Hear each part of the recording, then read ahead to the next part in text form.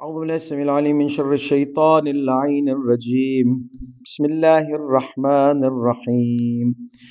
الحمد لله رب العالمين، والصلاة والسلام على سيدنا ونبينا وحبيب قلوبنا وطبيب نفوسنا وشفيع ذنوبنا سيدنا ومولانا أبي القاسم محمد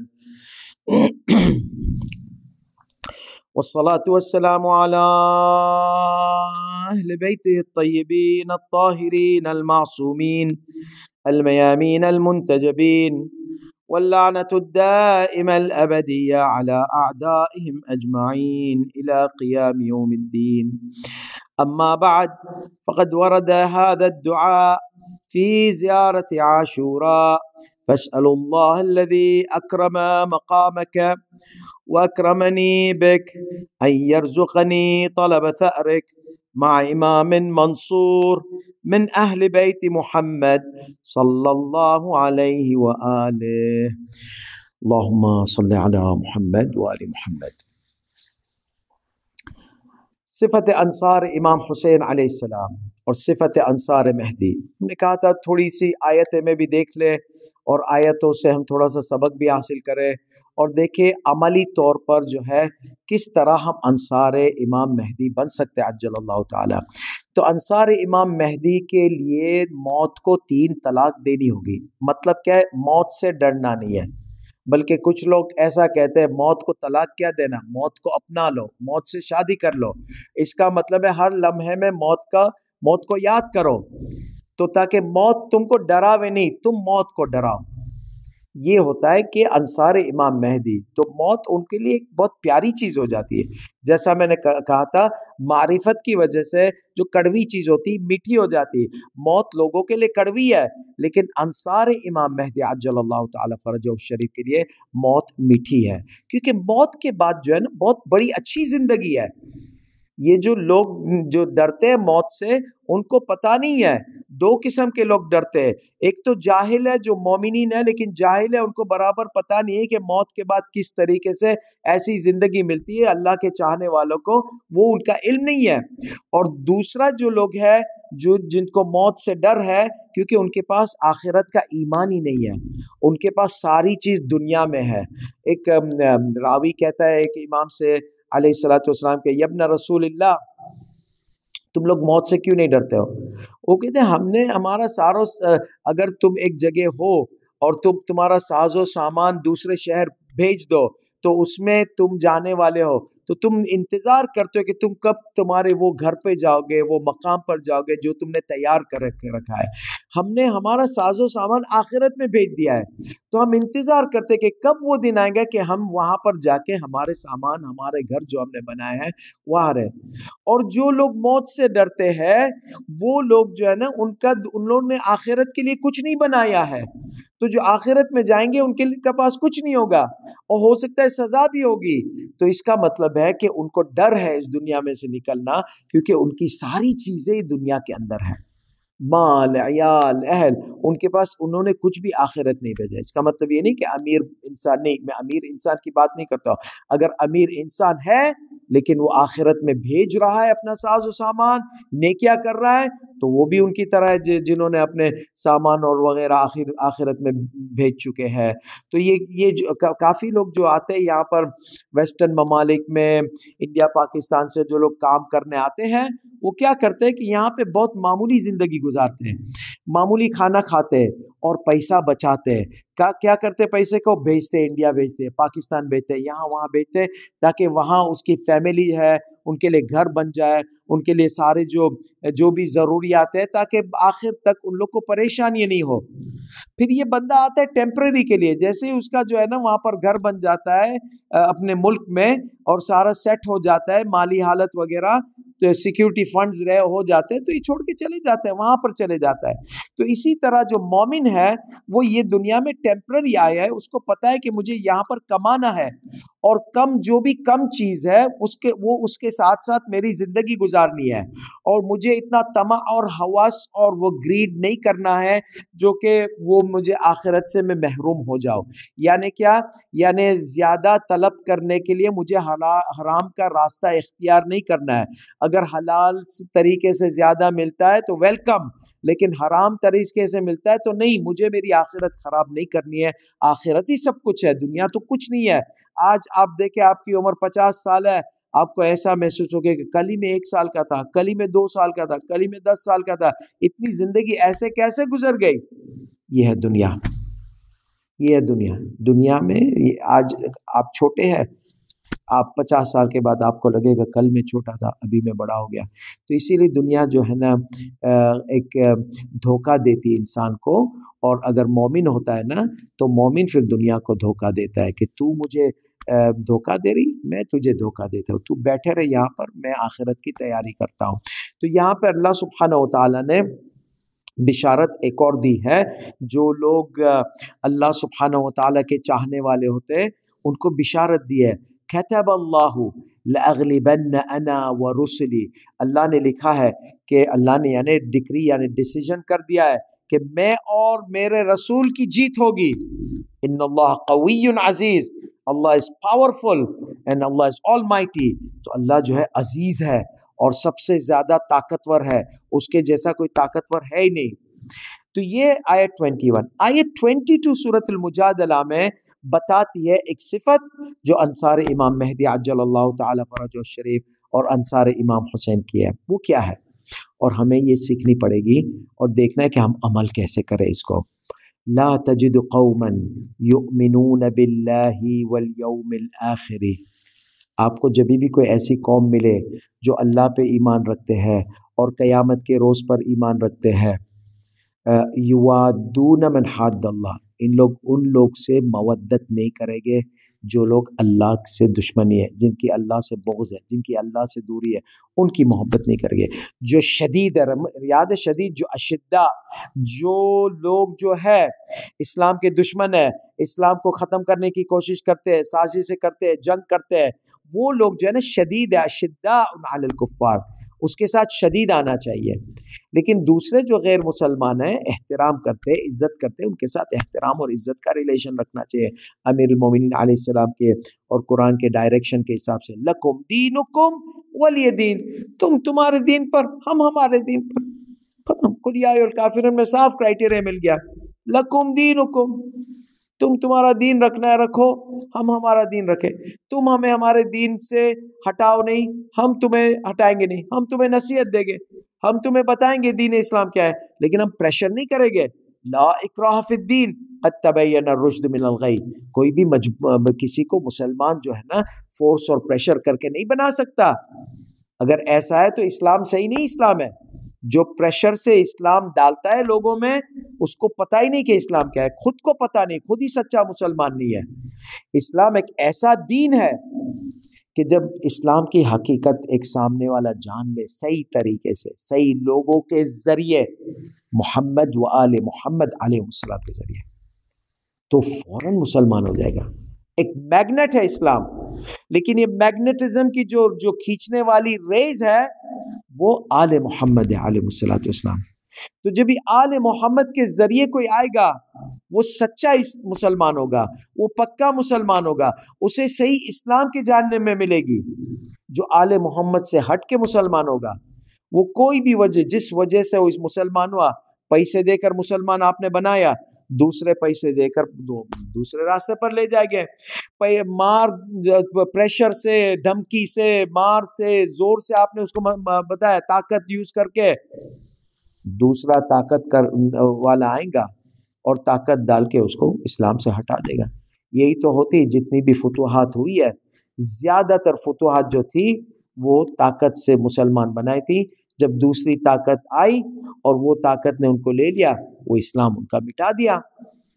سچا اسلام وہ ہوتا ہے جو سلمان، ابو ذر، مقداد جیسے کو ہوتا ہے، جو اسلام ڈھونڈتے ڈھونڈتے ڈھونڈتے رسول خدا کے پاس آئے۔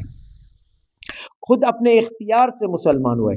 ایسے مسلمان جو ہے نا وہ انصار امام مہدی عجل اللہ تعالی فرجہ الشریف میں سے بن سکتے ہیں. تو اس کا مطلب ہے لا تجد قوما یؤمنون باللہ، یہ قوم جو ہے اگر اللہ پہ ایمان رکھتے ہیں، آخرت پہ ایمان رکھتے اور سچا ایمان رکھتے ہیں، ان لوگ جو ہے نا جو اللہ اور رسول کے ساتھ جنگ کرتے ہیں، اللہ اور رسول کو نفرت کرتے ہیں، ان کے ساتھ وہ کبھی بھی مودت نہیں کر سکتے، دل میں کبھی بھی مودت نہیں لا سکتے. یوادون ولو کان، اچھا یہ کافر اگر باپ ہو، نہیں، احترام کروں گا لیکن مودہ نہیں دے سکوں گا، ان کو محبت نہیں دے سکوں گا. ابناءہم یعنی بیٹے رسپیکٹ کروں گا میں بیٹوں کا، لیکن اگر غلط راستے پر ہے تو پھر بعد میں ان کو مودت نہیں دے سکتا. یہ باپ ہو، بیٹے ہو، ان کے بھائی ہو، او عشیرتم اور قبیلہ ہو.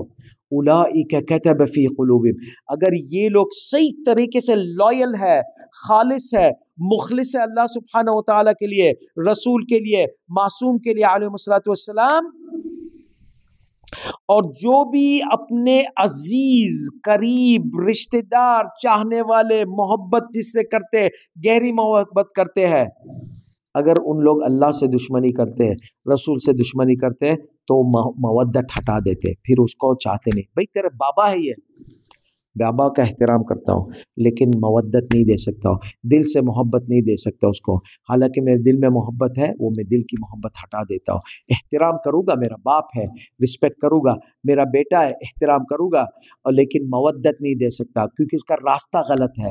میرا عشیرہ، میری قوم، میرا قبیلہ، یہ سب چیز اگر یہ انسان کرتا ہے تو کیا ہوتا ہے؟ اللہ ان کے دل میں جو ہے نا ایمان گہرا دیتا ہے. اولئک کتب فی قلوبہم الایمان، نمبر 1 انعام ملے گا، ان کا ایمان فکس ہو جاتا ہے دل میں. پھر شیطان آ کے بہکانے کی کوشش کرے گا، شیطان کا بہکاوا اتنا کام میں نہیں آئے گا. پھر کیا؟ پھر اگر جنگ میں جاتے، دشمن کا سامنا کرتے ہیں تو کیا اللہ ان کو جو ہے نا کن فیکن کا پاور دیتا ہے. وَأَيَّدَهُم بِرُوحٍ مِّنْهُ، یہ روح منہ کو یاد رکھے. روح، وَيَسْأَلُونَكَ عَنِ الرُّوحِ قُلِ الرُّوحُ مِنْ أَمْرِ رَبِّي، تم کو روح کے بارے میں پوچھتے اے محمد، ان کو بولتے روح میرے رب کے امر میں سے ہے. اچھا رب کا امر کیا ہے؟ رب کا امر ایک ہی ہے اور کچھ نہیں ہے. انما امرہ، سورہ یاسین کے آخری میں، انما امرہ اذا اراد شیئا ان یقول له کن فیکون، اس کا امر صرف ہے جب وہ ارادہ کرتا ہے تو ہو جاتی ہے وہ چیز. یعنی ساری جو رکاوٹیں جو ہے نا ہٹ جاتی ہے، مادی رکاوٹیں، معنوی رکاوٹیں، ہر قسم کے، اور اللہ کا امر نافذ ہو جاتا ہے. یہ اللہ جو ہے نا اس طریقے سے ان کو نصرت کرتا ہے. 12ویں امام کے جو انصار ہے، یہ یاد رکھنا، اس پہ میں تھوڑی اور گفتگو کرنا چاہتا ہوں. بروح منہ، پھر بعد میں یہ تو دنیا میں ان کا ایمان محکم ہو جاتا ہے، شیطان ان کو نہیں خراب کر سکتا ہے، اور بعد میں ان کو اللہ تائید دیتا ہے کن فیکن کے ذریعے. یعنی کوئی بھی رکاوٹیں ہوتی ہے ہٹ جاتی ہے، ان کو نصرت مل جاتی ہے. آخرت میں کیا ہوتا ہے؟ جنات تجری من تحتها الانہار خالدین فیہا، اور ان کو آخر میں ہمیشہ ہمیشہ کے لیے جنت ملے گی. رضی اللہ عنہم ورضوا عنہ، اللہ پہ راضی تھے، اللہ ان پر راضی تھا. رضی اللہ عنہم، اللہ ان پر راضی ہے، ورضوا عنہ، اور وہ اللہ پر راضی ہے. راضیتاً مرضیہ، جب معرفت ہوتی ہے تو راضیتاً مرضیہ کا ریلیشن ہوتا ہے. تو یہ جو ہم دیکھتے ہیں کہ انصار امام مہدی عجل اللہ تعالی فرجہ الشریف اور انصار امام حسین علیہ الصلوۃ والسلام، یہ دونوں کے پاس جو ہے اللہ سبحانہ و تعالی ان کو روح منہ کی تائید دیتا ہے. ابھی یہاں پر میں نے کہا تھا یہ روح کے اوپر تھوڑی سی گفتگو کر لیتے ہیں. لوگ پوچھتے ہیں کہ امام حسین کربلا میں ہے، امام حسین کے پاس کن فیکن کی طاقت ہے، امام حسین نے کن فیکن کیوں نہیں استعمال کیا؟ جو 72 شہید کیوں شہید ہو گئے؟ یہ امر کیوں نہیں آیا؟ یہ روح کیوں نہیں آئی؟ یہ تائید کیوں نہیں آئی؟ جنگ بدر میں جس طرح ہوا تھا کیوں نہیں ہوا؟ یہ صاف صاف اس کا جواب بالکل صاف ہے. قرآن میں بھی 2 جگہ صاف لکھا ہے اور دوسری جگہوں میں انڈائریکٹ لکھا ہے کہ جب بھی اصلاح کرنا ہوتا ہے سوسائٹی میں، وہ اصلاح کرنے کے لیے لوگ کو شروع کرنا چاہیے اپنے آپ سے. پہلے خود اپنا شروع کرو اصلاح، پھر بعد میں اللہ برکت دیتا ہے. اوکے، آپ حرکت کرے اللہ برکت دے گا. من الحرکہ ومن اللہ البرکہ. Okay, you do whatever you can do the best, Allah will do the rest. تو اس میں کیا ہے، امام حسین علیہ الصلوۃ والسلام نکلے، جن لوگوں نے بیعت دی تھی وہ پیچھے ہٹ گئے. جو 72 صحابی تھے، وہ امام کا مقصد کیا تھا، انما خرجت للاصلاح فی امت جدی، میں میرے جد کی امت میں اصلاح کرنے کے لیے نکلا ہوں.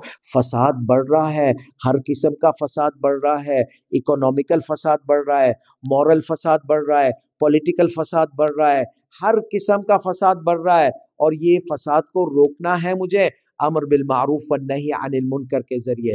تو یہاں پر امام کا مشن ہے اصلاح، اور اصلاح کے لیے ایک سسٹم چاہیے، اور اس سسٹم کے ذریعے امام اصلاح کرنا چاہتے تھے. اور کوفہ والے نے ان کو بلایا تھا. جب کوفہ والے پیچھے ہٹ گئے تو جو ہے کوفہ والے ہار گئے، امام کی جیت ہوئی، کوفہ والے ہارے. تو مشن تو قائم نہیں ہوا، کیونکہ لوگ نے جو ہے پیچھے ہٹ گئے. ان اللہ لا یغیر ما بقوم حتی یغیر ما بانفسہم، یعنی جب تک وہ مضمون آیت 2 آیتوں کا کہ جب تک انسان خود کوشش نہیں کرتا ہے اپنے آپ کو سدھارنے کی، اللہ کچھ نہیں کرتا ہے، اس کو کوئی بھی مدد نہیں کرتا ہے. اپنے آپ کو پہلے سدھارنا پڑے گا. یاد ہے دوا اور دعا، سو پہلے دعا ہوتی، پھر ساتھ ساتھ میں دوا بھی ہونی چاہیے. میں نے بولا تھا خدا جو ہے، اے خدا مجھے طاقت دے، لیکن ساتھ میں ورزش بھی کرنی چاہیے. تو یہاں پر جو ہے اصلاح کرنے کی کوشش کرنی چاہیے تو اصلاح ہوگا. مصلح جب آتا ہے اس کی تائید کرنی ہوگی، اس کو تم تنہا چھوڑ کر چلے جائے گے، کون سا اصلاح ہوگا؟ کوفہ میں اب تک جو ہے فساد اور یہ چل رہا ہے، کرپشن چل رہا ہے، جو کتنی لوگ آئے، کتنی حکومتیں آئی، کوئی بھی نہیں ٹھیک کر سکتا ہے. کیونکہ امام حسین علیہ السلام کو تم نے چھوڑ دیا تو تا 12ویں امام تک جو ہے وہ یہ ہوتے رہے گا. امام حسین کا کیپٹل کوفہ ہونے والا تھا، 12ویں امام کا کیپٹل کوفہ ہوگا. تو یہ کوفہ سے کوفہ، وہ کوفہ سے یہ کوفہ کے درمیان میں لوگ کو کوشش کرنا ہے کہ اصلاح کرنے کی پوری مکمل طور پر کوشش ہو. نہ صرف اپنی اصلاح، اپنے گھر والوں کی اصلاح، اپنی کمیونٹی کی اصلاح، اپنے معاشرے کی اصلاح، یعنی یہ پوری مکمل طور سے اگر انٹرسٹ انسان لیتا ہے اصلاح کرنے کا تو 12ویں امام کے مشن کا ایک حصہ بن جاتا ہے. اور جو یہ اصلاح کی موومنٹ ہوتی ہے، سچی موومنٹ، اس کے ساتھ ہونا چاہیے، اس کی تائید کرنا چاہیے. جب بھی آپ دیکھیں کہ ایک عالم یا ایک مومن یا کوئی بھی اصلاح کا ایک سچا اصلاح کا پروجیکٹ لے کر آتا ہے، اس میں تائید کرنی چاہیے، اس کا حصہ بن جانا چاہیے. ایسا نہیں کہ اس کو چھوڑ دو. تو یہ ہمارے لیے بہت ضروری ذمہ داری ہے. اسے کہتے ہیں کہ ہماری شرعی ذمہ داری. جب بدریون نے اپنی بدریون جو 313 تھے، ان کے ساتھ ساتھ منافقین بھی تھے، لیکن زیادہ تر جو تھے وہ اصلاح چاہتے تھے، وہ اسلام کی حمایت چاہتے تھے. تو رسول خدا کے ساتھ آئے. جو نیچرل لا کی وجہ سے ہاری ہوئی جنگ تھی، امر اللہ، اذن اللہ، روح اللہ کی وجہ سے وہ جیت گئے. وَأَيَّدَهُمْ بِرُوحٍ مِّنْهُ، یاد ہے ہم نے آیت پڑھی تھی وَأَيَّدَهُمْ بِرُوحٍ مِّنْهُ. تو وہ روح کی وجہ سے، اللہ کے امر کی وجہ سے، اللہ کے کن فیکن کی وجہ سے فرشتے نازل ہوئے اور وہ لشکر کو تباہ کر دیے. احد میں کیوں نہیں ہوا؟ احد میں نافرمانی ہوئی، رسول خدا کی نافرمانی ہوئی، تو کربلا میں بھی نافرمانی ہوئی. کیا یہ اچھا ابھی یہاں پر سوال آتا ہے، تو 12ویں امام کے ظہور جب ہوگا تو کیا یہ نافرمانی تو وہاں پر بھی ہو سکتی ہے؟ تو پھر کیا وہی ہوگا کہ سب شہید ہو جائیں گے اور سسٹم قائم نہیں ہوگا؟ نہیں، سسٹم قائم ہوگا، کیونکہ اللہ سبحانہ و تعالیٰ کے علم میں ہے، اور علم میں تھا کہ امام حسین کو جو بیعت دینے والے ہیں وہ پیچھے ہٹ جائیں گے اور امام حسین شہید ہو جائیں گے. تو شہادت الحسین علیہ السلام فی کربلا وہ تو لکھی ہوئی تھی، رسول خدا کو علم دے دیا گیا تھا، امیر المومنین علیہ السلام کے پاس علم تھا، یعنی امام حسین کو شہادت تو تھی، حتمی تھی، لیکن جو کوفہ میں، لیکن یہ ہے کہ امام حسین اتمام حجت کے لیے آئے، تم نے مجھے بلایا، میں آیا، اب تم پیچھے ہٹ گئے، تو امام حسین اگر نہیں آتے تو وہ قیامت کے روز بولتے کہ اے خدا ہم نے حسین کو بلایا تھا اصلاح کے لیے، حسین نہیں آئے، ہمارا کیا قصور؟ امام حسین گئے اور ان کو پتا تھا کہ شہادت ہوگی، لیکن حجت تمام کرنے گئے تھے، کیونکہ وہ حجت اللہ ہے۔ تو 12ویں امام کے زمانے، تو 12ویں امام کے زمانے کی بھی ہمارے پاس روایت ہے، پریڈکشنز ہے، فیوچر کی پریڈکشنز اللہ نے رسول خدا صلی اللہ علیہ وسلم کے ذریعے جو بتایا ہے، اور اس پہ مزید گفتگو ہوگی کہ رسول خدا کو بتایا ہے کہ مہدی عجل اللہ تعالی یملأ الارض قسطا وعدلا، پوری زندگی میں عدل اور انصاف پھیلائیں گے، کما ملئ ظلما وجورا، جس طرح ستم اور ظلم پھیلا۔ اس کے لیے کیا چاہیے؟ اس کے لیے سارے جو لوگ ہیں وہ آئے اور امام کے ساتھ ساتھ اصلاح کرنے کی کوشش کرے اور اپنی ذمہ داری مکمل کرنے کی کوشش کرے، جو کہ ہوگا تو اللہ سبحانہ و تعالیٰ پھر امر بھیجے گا، روح بھیجے گا، تائید کرے گا، اور وہ لشکر مہدی عجل اللہ تعالیٰ جیت جائے گا۔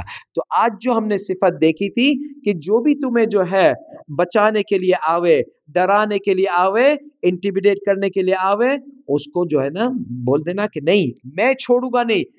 ایسے انصار امام حسین تھے، کتنے لوگوں کو امان کے خطوط آتے تھے، ہرگز امام حسین علیہ السلام کو نہیں چھوڑے، اور ان میں سے ایک جو ہے ابو الفضل العباس سلام اللہ علیہ، ابو الفضل العباس کو بھی امان نامہ لا کر دیا گیا، ابو الفضل العباس نے ان کر منہ پر پھینکا یہ امان نامہ، ایسی کیسی امان کہ میرا بھائی حسین شہید ہو جائے اور میں زندہ باقی رہوں، یہ بالکل ہو نہیں سکتا۔ تو شمر ملعون نے جب ابو الفضل العباس کو امان دیا، اور ابو الفضل العباس کے بھائیوں کو امام ابو الفضل العباس نے شدید رد کیا اور شدید مذمت کی، تمام انصار امام حسین شہید ہو گئے، انصار امام حسین علیہ السلام شہید ہو گئے۔ باقی کون رہ گیا؟ بنی ہاشم، سب سے پہلے شہزادہ علی اکبر گئے، اور ایک کے بعد ایک جاتے رہے۔ ابو الفضل العباس اجازت مانگتے ہیں، امام حسین علیہ السلام کہتے ہیں اے عباس تو میرے لشکر کا سپہ سالار ہے۔ ابو الفضل العباس دائیں بازو دیکھتے ہیں، بائیں طرف دیکھتے ہیں، کہتے ہیں یا ابا عبداللہ، وہ کون سے لشکر کی تم بات کر رہے ہو؟ یا ابا عبداللہ، میرے لیے تمہارے بعد زندہ رہنا بالکل نامناسب نہیں ہوگا، میرے لیے ایک عذاب ہوگا شاہد الحال۔ اور یہاں پر امام حسین علیہ السلام نے کہا عباس اگر تم سے لشکر نہیں ہے تو سیدانیہ کو مدینہ کون لے جائے گا تمہارے سوا؟ ابو الفضل عباس کے لیے بہت بڑی مصیبت ہے کہ امام علیہ السلام شہید ہو جائے، ابو الفضل عباس زندہ رہے۔ تو یہاں پر ابو الفضل عباس جب سب بنی ہاشم ختم ہو جاتے، عباس باقی رہ گئے، اکیلے رہ گئے تنہا، سارے بنی ہاشم شہید ہو گئے، قاسم بھی شہید ہے، تمام بنی ہاشم شہید ہے، اور امام حسین اکیلے ہے۔ ابو الفضل العباس آتے ہیں، کہتے یا اخی یا اخی حل من رخصم، یا اے میرے بھیا مجھے اجازت دے دو۔ فبکى الحسین بکاء شدیدا، امام حسین زور زور سے شدت کے ساتھ گریا کرے۔ یا اخی انت صاحب لوائی، اے میرے بھائی تم جو ہے میرے علمدار ہو، اگر تم چلے گئے تو میرا لشکر ختم ہو جائے گا۔ امام حسین علیہ السلام، ابو الفضل العباس جیسا میں نے کہا شاہد الحال ہے، دیکھتے کون سا لشکر یا ابا عبداللہ۔ پھر امام ابو الفضل عباس نے کہا قد ضاق صدری، میرا دل تنگ ہے، وسئمت من الحیات واريد ان اطلب ثأری من هؤلاء المنافقین، مجھے اجازت دے دے، میرا سینہ تنگ ہو چکا ہے اور میں جو زندگی سے پریشان ہو چکا ہوں، مجھے زندہ نہیں رہنا، مجھے بس اجازت دے دے کہ میں انتقام لوں۔ ابو الفضل العباس دیکھتے ہیں امام حسین نہیں اجازت دیتے۔ ایک خیمہ تھا، وہ خیمے میں جو ہے پانی رکھا جاتا تھا، وہ پانی کا خیمے کے پاس ابو الفضل العباس گزرتے ہیں، دیکھتے چھوٹے چھوٹے بچے کہتے العطش العطش، چھوٹے چھوٹے بچے کہتے ہیں، ابو الفضل عباس کے پاس آتے ہیں، کہتے ہیں اے چچا جان یا ابو الفضل عباس، ہم پیاسے ہیں، ہمیں پانی دے دے۔ یہاں پر جو ہے امام حسین علیہ السلام کے پاس ابو الفضل العباس آتے ہیں، اور کہا جاتا ہے سکینہ اور بچوں کو لے کر آتے ہیں، کہتے ہیں کہ یا ابا عبداللہ، یہ بچے پیاسے ہیں، اجازت مجھے دے دے، میں یہ بچوں کے لیے تھوڑا پانی لے کر آؤ۔ امام حسین علیہ السلام جب دیکھتے ہیں بچے پیاسے ہیں، امام حسین اجازت دیتے ہیں ابو الفضل العباس کو، جاؤ ابو الفضل العباس بچوں کے لیے پانی لے کر آؤ۔ ابو الفضل العباس جاتے ہیں، دریا کے کنارے پر بہت بڑا ظالموں کا پہرا لگا ہوا تھا اور بہت سارے لشکر تھے، کچھ روایت میں ہے تقریباً 4000 کا پہرا تھا۔ یہ پہرا ابو الفضل العباس جو ہے جاتے ہیں، راستہ اپنا اختیار کر لیتے ہیں۔ ابو الفضل العباس کے سامنے آنے کو کس کی بھی ہمت نہیں تھی۔ ابو الفضل العباس نے مشکیزہ بھرا اور ابھی خیمے کی طرف آ رہے ہیں، راستے میں لوگ نے روکا، ان سب کے ساتھ جنگ کی۔ ابو الفضل العباس نے، شمر ملعون کو پتہ چل گیا ابو الفضل العباس جو ہے اس کو کوئی بھی سامنا نہیں کر سکتا ہے، اس کے لیے کمین کرنا پڑے گا، پیچھے سے وار کرنا ہوگا۔ تو ایک ظالم جو تھا درخت کے پیچھے چھپا، جیسے ابو الفضل العباس آگے بڑھ رہے تھے، اس ظالم نے ابو الفضل العباس کے دائیں بازو کو قلم کیا۔ ابو الفضل العباس نے مشکیزے کو بائیں بازو پر اٹھا لیا اور آگے بڑھ رہے تھے، دوسرے ظالم نے آ کر اس کا بائیں بازو کو قلم کیا۔ یہاں پر ابو الفضل العباس نے مشکیزے کو اپنے منہ سے اٹھا لیا اور کہتے تھے واللہ ان قطعتم یمینی انی احامی ابدا عن دینی، اگر تم میرے ہاتھ کاٹ دو گے تو میں تو اپنے دین کی پھر بھی حمایت کروں گا، میرے امام کی جو صادق ہے اس کی جو حمایت کروں گا، جو پاک نبی کی اولاد میں سے ہے۔ اور یہاں پر جب بھی ابو الفضل العباس آ رہے تھے تو دوسرے ظالم نے پیچھے سے ابو الفضل العباس کو زور سے ایک لوہے کا مارا اور سامنے سے تیر آنے لگی، ابو الفضل العباس کا سر پھٹا، ابو الفضل العباس کے آنکھ میں تیر آیا اور ایک تیر مشکیزے پر آیا اور ایک جب پانی بہہ گیا ابو الفضل العباس کی ہمت ٹوٹ گئی۔ ابو الفضل العباس کے ہاتھوں بھی نہیں ہے، بازو کٹے ہوئے ہیں۔ جب ابو الفضل العباس گرتے ہیں تو زمین پہ اپنے منہ پر گرتے ہیں، جب زمین پر اپنے منہ پر گرتے ہیں مزید تیر بدن میں جاتے ہیں، مزید زخم ہوتے ہیں اور ظالم نے آ کر ابو الفضل العباس کا بدن دیکھا، لقد قطعوه اربا اربا، وہ بدن کے ٹکڑے ٹکڑے کرے۔ یہ روایت 3 شخصیتوں پر آئی ہے، ایک تو ابو الفضل العباس، ایک علی الاکبر، اور ایک ابا عبداللہ الحسین کے شمشیروں سے بدن کے ٹکڑے ٹکڑے کرے گئے۔ اب جب امام حسین علیہ السلام آتے ہیں، امام حسین علیہ السلام ابو الفضل العباس کا سر جو ہے گودی میں رکھتے ہیں۔ کہا جاتا ہے کہ دیکھیں وفاداری کیسی ابو الفضل العباس کو، ابو الفضل عباس سر ہٹا دیتے ہیں۔ امام حسین کہتے ہیں کہ یہ سر کیوں ہٹاتا ہے؟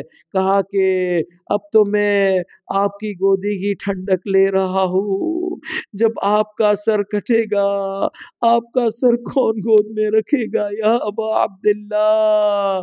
یہاں پر امام حسین علیہ السلام نے ابو الفضل العباس کی آنکھوں سے مٹی ہٹائی، ابو الفضل العباس نے امام حسین کی زیارت کی، اور پھر بعد میں ابو الفضل العباس سے کہا کوئی وصیت ہے؟